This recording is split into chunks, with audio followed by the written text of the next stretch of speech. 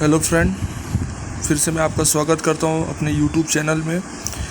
अब आज हम पढ़ेंगे क्वाड्रेटिक इक्वेशन के रूट। जैसे कि हम पिछले क्लास में डिस्कस किए थे कि क्वाड्रेटिक इक्वेशन का जनरल इंट्रोडक्शन, ये वीडियो क्लास 10 के लिए है। और जहाँ पे हम क्वाड्रेटिक इक्वेशन पढ़ते हैं, सबसे पहली बात हम बात करते हैं रूट। तो जनरली रूट के बारे में हम जानते हैं कि ये रूट क्या होता है, कैसी वैल्यू होती है जिसको रखने पे पॉलिनोमियल क्या हो जाता है, 0 हो जाता है। अब बात करते हैं क्वाड्रेटिक इक्वेशन के कितने रूट होंगे। तो रूट कितने होंगे ध्यान समझिए कि जैसे अगर किसी भी पॉलिनोमियल की डिग्री n है, अगर किसी भी पॉलिनोमियल की डिग्री n है तो उसके रूट कितने होंगे, n रूट होंगे। मतलब कोई पॉलिनोमियल की डिग्री 2 तो उसके कितने रूट होंगे, 2 मैक्सिमम 2 रूट होंगे। मिनिमम हो भी सकता है एक हो, एक दोनों हो। मतलब कोई पॉलिनोमियल डिग्री 5 है, उसके कितने रूट होंगे, 5 रूट होंगे। कोई पॉलिनोमियल जिसकी डिग्री 10 है तो उसके कितने रूट होंगे, 10 रूट होंगे। तो ये चीज़ हमको ध्यान दें। तो क्वाड्रेटिक इक्वेशन की डिग्री कितने हैं, 2। तो मैक्सिमम कितने रूट होंगे, 2। मैक्सिमम 2 रूट होंगे। वो दोनों रूट हो सके रियल हो जाए, दोनों इमेजिनरी हो जाए, या एक रियल हो जाए और एक इमेजिनरी हो जाए।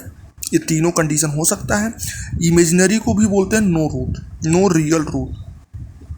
मतलब कहने का मतलब ये है कि मैक्सिमम रूट क्वाड्रेटिक के 2 होंगे, या तो दोनों रियल हो जाए, या तो दोनों इमेजिनरी हो जाए, या एक रियल एक इमेजिनरी हो जाए। ऐसा पॉसिबिलिटी हो सकती है।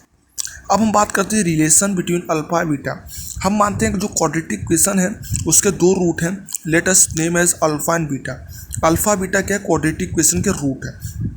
तो देखो क्वाड्रेटिक इक्वेशन अगर ax² + bx + c है तो उसके रूट अगर अल्फा बीटा है, तो अगर देखो एक किसी भी पॉलिनोमियल के अगर अल्फा और बीटा उसके रूट हैं तो हम बोल सकते हैं x - अल्फा और x - बीटा उसके क्या होंगे, फैक्टर होंगे।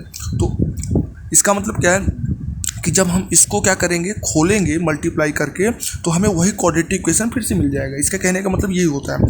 तो अगर मैं कहूँ ax² + bx + c के अगर रूट क्वाड्रेटिक इक्वेशन के रूट अल्फा और बीटा हैं, तो अल्फा बीटा है तो इसके फैक्टर क्या हो जाएंगे, x - अल्फा और x - बीटा। इसे कहने का मतलब ये है कि जब हम इन दोनों को मल्टीप्लाई करेंगे,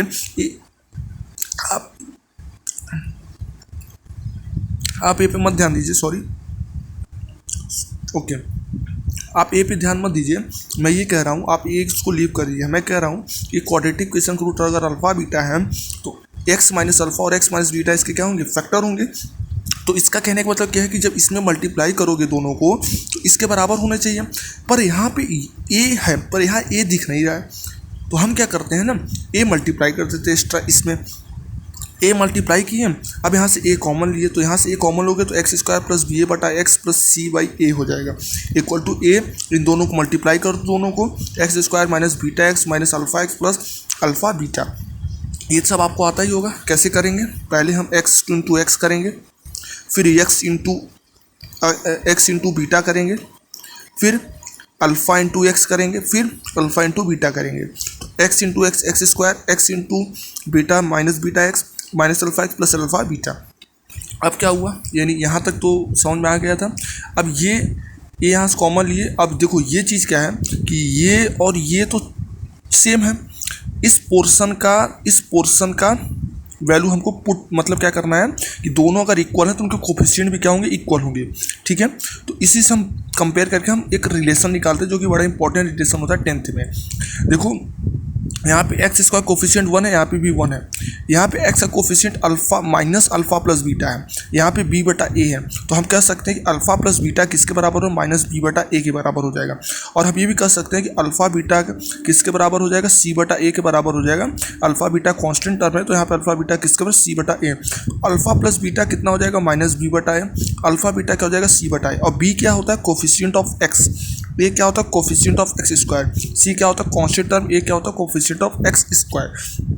इसी चीज़ को हम बोलते हैं सम ऑफ रूट, इसी को बोलते हैं प्रोडक्ट ऑफ रूट। कहने का मतलब ये है कि अगर सम ऑफ रूट कहे तो अल्फा + बीटा किसके बराबर होता है, -b/a। अगर प्रोडक्ट ऑफ रूट बोले इसको बोलते हैं अल्फा बीटा = c/a। तो आज की वीडियो यहीं समाप्त करते हैं। उम्मीद करते हैं कि आपको समझ में आया हो। तो समझ में आया हो तो लाइक सब्सक्राइब करना मत भूलिएगा, बेल आइकन प्रेस करना मत भूलिएगा और कमेंट बॉक्स में अपना क्यूरी ज़रूर भेजिएगा, जिससे हम आपकी बातों को समझ सके तो अगले क्लास में डिस्कस कर सकें। Okay, thank you for watching my video.